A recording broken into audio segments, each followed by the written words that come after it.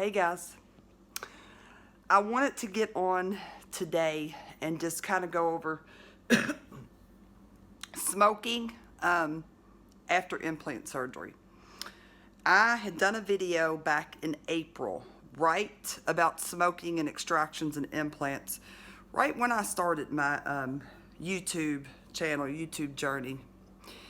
Back then, I knew smoking during extractions and implants wasn't good.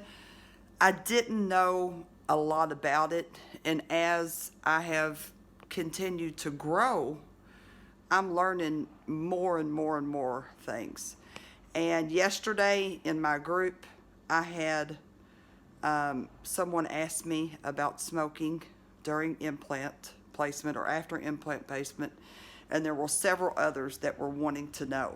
Okay, so I'm going to give you the facts, and then I'm going to tell you what I did. Okay, so a lot of dentists or oral surgeons, periodontists will not place implants until you've quit smoking.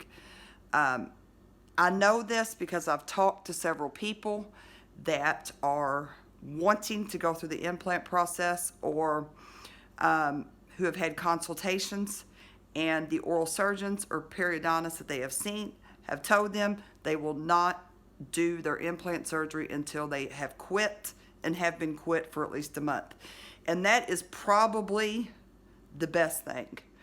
My dentist, now, the first dentist I started off with, the one that I actually paid that did my extractions and implants, he didn't go over smoking and implants with me, I had in the back of my head, smoking's not good for you or good for any part of your body, and it's bad on your teeth and gums. But it's not something I really gave a lot of thought about. And as I have grown with my channel and started this group, I'm learning so much more. And the dentist that come in and bought the practice that I go to now, I asked him during one of my appointments about smoking. He said, well, I tell my patients what the risks are, and let them know. He will do surgery if you're a smoker, but he explains to you what could happen. And the biggest thing is PERI implantitis, which is basically an infection in the implant. Okay. I just pulled up an article on smoking and implants. I'm going to link that in the description of the video so you guys can read about it. I don't want to sit here. I can't remember everything it said, but some of the key points in there said that most of the time, if an implant is going to fail, it will be during the second stage of surgery.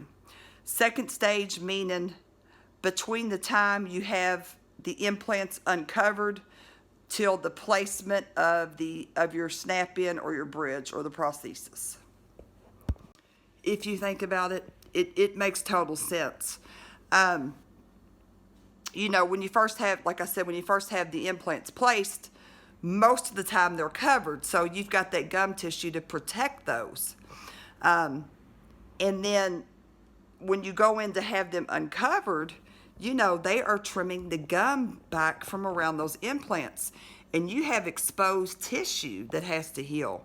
So smoking during that time, that could cause an infection or could cause those to get inflamed.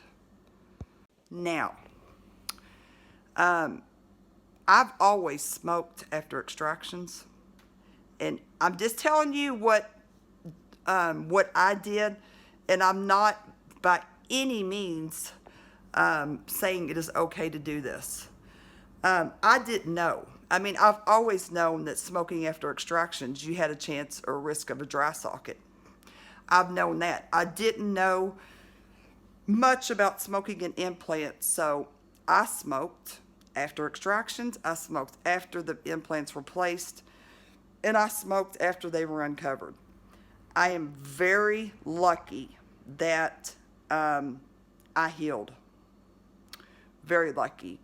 You guys know that I still have to have my lowers done, and I've got 7 to be extracted, and I will be getting probably 2 or 3 regular implants down on the bottom. When that time comes, I'm going to start. I've got nicotine patches here. I will definitely be using those nicotine patches during that time. Guys, it's not worth it. You know, we've, not you, us as a whole, we've been through so much with losing our teeth. Dental work is very expensive. Implants are expensive. They're not cheap. If you are going to invest in getting implants and make an investment, the last thing you want to do is take the risk of one of those getting infected and then it happen to come out, because that's going to be on you. If something happens and you get PERI implantitis and the dentist determines it's because you've smoked, that's going to come out of your pocket. So it's just something to really think about. It's just something to really, really think about, and just tell yourself, is it worth it? Like I said, I'm going to do everything possible to quit. Hopefully I can quit way before I go in to have these lowers done. If I can't, I have nicotine patches and I will be using those. I've also thought about trying Chantix. I had tried that. It's been several years ago. I didn't take it for long. They start you off like on a low dose, and then I think you go up. And it absolutely did take away the urge for me for smoking. It worked. Matter of fact, I stopped taking it because I did not have the urge to smoke, and I wanted to continue to smoke. It's just being honest. Now, some people can't take Chantix. I mean, it's just like any other medication. It has side effects, and for some people, the side effects are just too much. But there are lots of other things out there that you can do to try to quit smoking. Now, as far as vaping with implants, I've never vaped before, so I don't know. I'm going to tell you that you're still taking in the nicotine, which is what causes vasoconstriction. Nicotine is a stimulant. That's actually, that's what causes your blood vessels to vasoconstrict to where you're not getting as much blood flow. So I'm going to say it isn't good for you either. It's not any better than regular smoking. Now, it may be the lesser of the two evils, but again, I don't know for sure, so I don't want to sit here and tell you, switch to vaping, because then you won't have any trouble, because I'm not 100% sure on that. So, but if you're in a situation like I was, where I smoked after extractions and implants, if you just absolutely cannot quit, please cut down and please keep your mouth clean. Take your antibiotics, take your ibuprofen.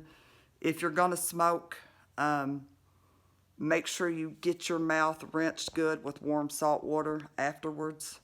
I'm going to say definitely don't smoke unless you have a definitely don't smoke right after extractions or implants if you do not have a temporary or an immediate, at least covering up those open wounds.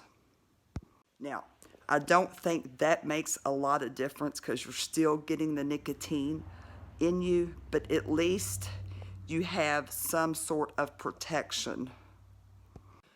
So that's really all I have, guys. I said I wasn't going to do another giveaway until probably after the first of the year, but I'm thinking about doing one for Christmas, just to say and show my appreciation for all of your all's love and support. I haven't decided for sure yet whether I'm going to. I've been thinking about it. If I decide to, which you guys know me, I probably will, I will make an announcement here in the next couple days. So I hope you guys are having a great weekend. If you aren't in my group on Facebook, that's a great place for additional support and information for implants. I do have a couple oral surgeons in there that are great and have offered to answer any questions that you have. One is from Connecticut. He has a blog. It's Dr. Emilio, Robert Emilio. I will link his blog in the description so you guys can take a look at that if you're interested. He's got a lot of different things in there about implants, just dentistry in general. Good information. So I will link that, and I will also link the article that I got my information from on smoking and implants, so you guys can look at that. And I will put the link for my group. I'm up to almost 800 members. So exciting, so grateful, so grateful. Thank you all again for all the love and support. Man, this is my calling. I love to help people. It makes me happy. I'm the happiest I've been right now in a long time, years. So thank you so much. I hope you guys have a great week. Have a fantastic Thanksgiving if I don't talk to you guys before then, okay? Don't eat too much. You guys have a great day.